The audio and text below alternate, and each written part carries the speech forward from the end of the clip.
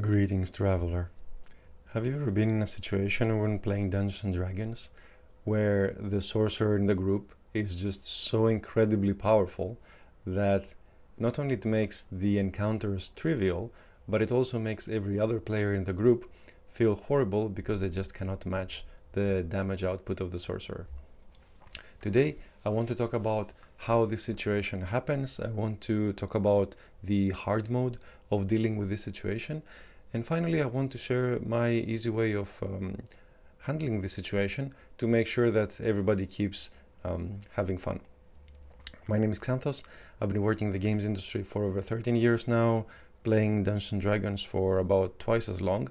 And in my games, there has definitely been plenty of cases where one player is just so good at the game and he's just so good at figuring out what spells are the strongest and what's the best way to apply them and so on.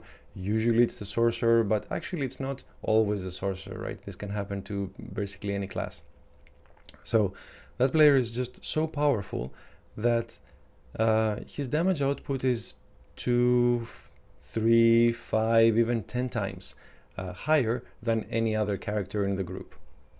So the situation that results from this is that you design your encounter thinking that this should be challenging enough for basically any player in the group, and have the situation where this sorcerer or this super powerful character comes in and just destroys everything by himself, and he's not satisfied because the challenge was too low for him. The rest of the group is not satisfied because the challenge was never there for them since the challenge disappeared instantly. And everybody in the group is left feeling unsatisfied from this challenge, from this encounter. So let's look a little bit into why this happens and what we can do to start thinking about towards a resolution of this situation. So in Dungeons and Dragons, often a complaint that many dungeon masters have, I certainly used to have it back in my early days, is that, oh man, I have to read all these books and know all these rules, but my players never spend time to read all the rules and know all the abilities that are out there. The ones that they do read, they don't understand completely, and so on. So voicing that concern to the group back in my early and inexperienced days, thankfully I don't have to do that anymore. When somebody did spend the extra effort to read the books and know all the spells and know all the abilities and manage to make a very well put together character, the difference with everybody else in the group, and it's not to say that the other players were not trying or were not understanding the characters, but the difference was just so large that it made a very stark contrast. It almost felt like that character is cheating while everybody else is playing the game by the rules, so to speak. So that character who is really looking into the rules, the player rather, who's really looking into the rules and manages to maximize everything, obviously gets some sort of pleasure out of the better understanding of the rules, plus he gets the pleasure of being a good player, in the sense that he understands his abilities, he understands the rules of the game, he's ready to play in whatever situation the game throws at him. And these are good things, right? There's nothing wrong up to here. He has not done anything wrong, but so do all the other players. They haven't done anything wrong either. So thinking about this, I found two elements that helped me work forward in this situation. The first one was, well, when you look at superhero comics, all the whole concept of the superhero is that he can do amazing things. He's so much stronger than the average human or the average soldier even, or the average hero. That's why he's a superhero, that he just cannot compare. His abilities are so far beyond everybody else's that there's just no way to compare their power. But in every single case, for every superhero, there is a super villain to oppose him. So it doesn't matter if we're talking about somebody who's just smart and good with gadgets like Batman, or somebody who's just always amazing in everything and forever like Superman. There's always a villain there who exists to oppose them, and not just to drive the narrative of the story and convey what the creator wants to convey, but also rival them in a very physical sense. The villain is there to stop them, to create trouble so that the hero can go and resolve the situation. So in those cases, it's also the case that the villain doesn't completely cancel out all of the superhero's powers. The villain doesn't press a button and suddenly the superhero is back at 0 strength. That does happen sometimes, but it's not the usual case. The usual case is that the villain and the superhero, they both fight at the peak of their ability, and in fact they push each other to even greater heights. So using that power, using that amazing skill and ability that the superhero has, is a baseline for the conflict. It's not a bonus objective, and it's not he can try if he wants to type of thing. For the hero, using the full extent of his abilities is required to have a fighting chance against the villain. So I thought that's really interesting, and I thought that's maybe something I can do to resolve the super powerful sorcerer situation. The other thing I noticed, and it really shifted the way I DM'd ever since that day essentially, is, I don't remember where I read it, but it said basically that the character sheet is like a wish list for the player. So everything that the player puts on their character sheet is basically a wish list for what they wish to happen in the game. So what that means is that if the character has a lot of skills, a lot of acrobatics and lockpicking and all that, then that says that these are things that probably the character wants to use in the actual game. He wants to be able to access these skills and play with them and have fun. If we're talking about weapons and all these cool combat techniques, so tripping, disarming, all that stuff, if the character goes through the trouble of having all these things on the sheet, then there's a fairly good chance that the player wants to use all those, right? It's weird to have them and never get to use them. So this sort of communicates to the DM that having these elements in the game is probably a good idea. So when it comes to the super powerful sorcerer or other character, then that tells us that this character who has put so much effort and has done all this research to maximize this aspect of the character wants to use it. So if we created a situation where he can't use it, then that would be strange. So what happens, what the hard mode of dealing with this is, and what I'm guilty certainly of doing in the past, is trying to limit the power of the overpowered character, so to speak, in a way. So saying that, yeah, this spell that's really good for you, you cannot use it in this campaign, or this class that you picked, it's from a splat book, so you shouldn't use it in this campaign, it's not allowed. Or so you do a lot of fire damage. Unfortunately, all the enemies are fire resistant, or they get healed from fire. Doing all that stuff, guilty as I am of trying them, was not satisfying to anyone, because the group was now used to the character being very strong, and with me taking away their ability, then that creates a very unfair challenge to basically everyone in the group. So certainly that's not a solution. The other things I tried in the past was trying to educate the other characters to bring them up to spec, so to speak, with the power of the overpowered sorcerer. But that didn't work either, because just because these things are available in the game, it doesn't mean that other players also want to have extremely powerful characters in terms of damage. Perhaps their characters are focused more towards diplomacy or skill checks or other utility. It's not necessary that everybody wants to maximize their damage in the game. Every player has different psychological motivations for playing the game.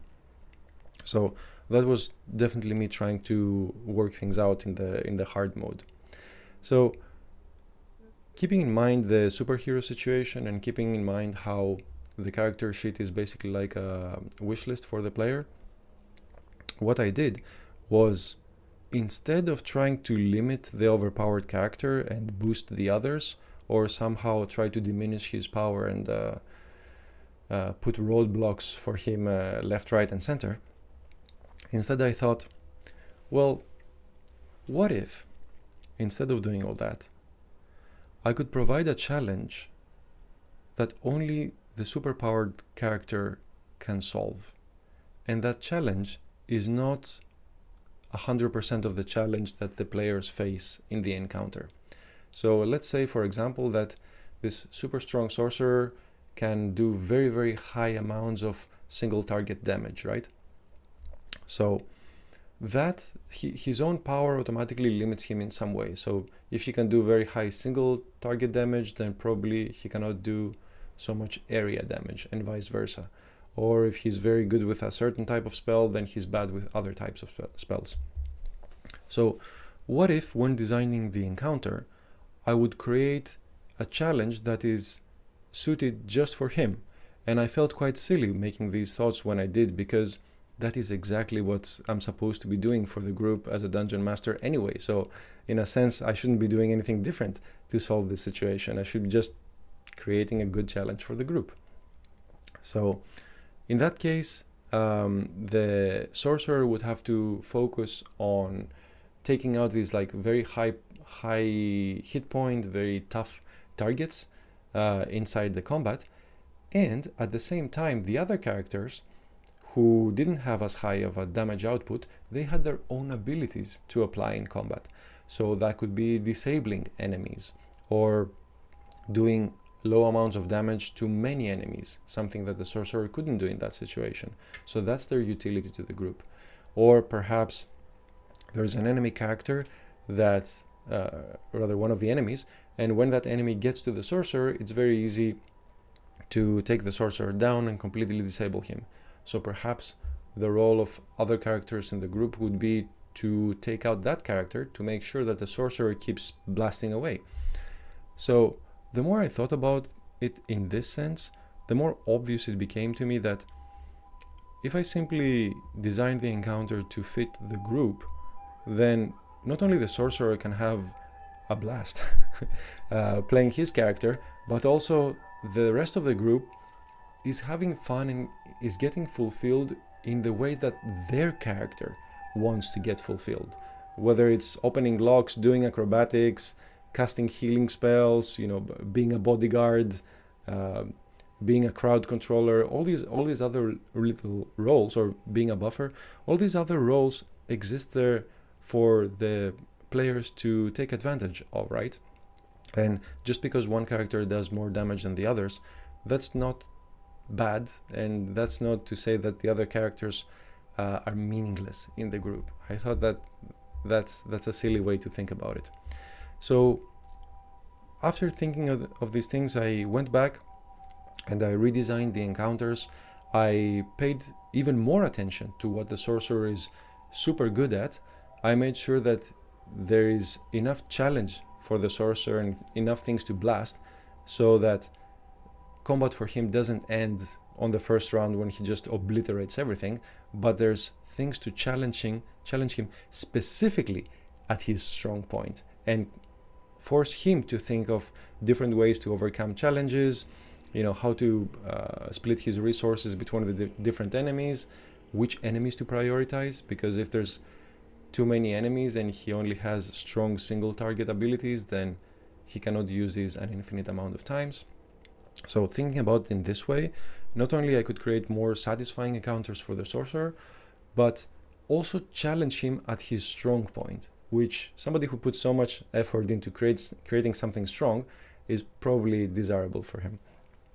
And at the same time, for the rest of the group, instead of trying to tell them, you should try to do more damage or you should read your abilities more, which now I think is a complete waste of time and it's not at all necessary to enjoy the game, say, well, your character seems to like, opening locks or, grappling other characters or, tripping and disarming and doing acrobatics. let's use more of those in combat. Let's create situations where only you can apply your skills to benefit the group and help them solve the situation in a way that no other character can. You can get help from other characters, but you exist in the group to solve specific problems. So let's create some of those, and let's have you face these challenges and hopefully come out on top. So after starting thinking this way and creating the encounters with that in mind, the enjoyment of the group just skyrocketed. Not only the Overpowered class had a lot more challenge and a lot more fun to be had in the group, the rest of the group had a great time, because instead of thinking of how much damage that other guy is doing, they were not worried about that. They thought, okay, let him do his thing. I have to pick the lock, or I have to tackle that other character, or I have to take care of all these small enemies that are going to swarm the sorcerer, or everybody, using their own skills. And they weren't feeling at any point that they're being compared. It's not, I do 10 damage and this guy does 100 damage. That is irrelevant, especially in D&D. There's just so many aspects to combat. So fixating on just the damage number is just basically selling ourselves short. There's so many cool challenges to explore in D&D. And after applying this kind of system to the encounters, instead of having complaints from basically everyone, the only thing I hear is, when is the next session? So this has worked really, really well for me.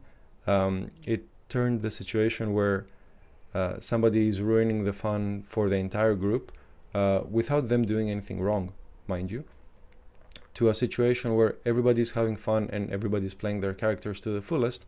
And I think that's a deeper point of playing D&D in the first place, to enjoy these kind of situations with a group of friends. So anyway, that's my experience with it.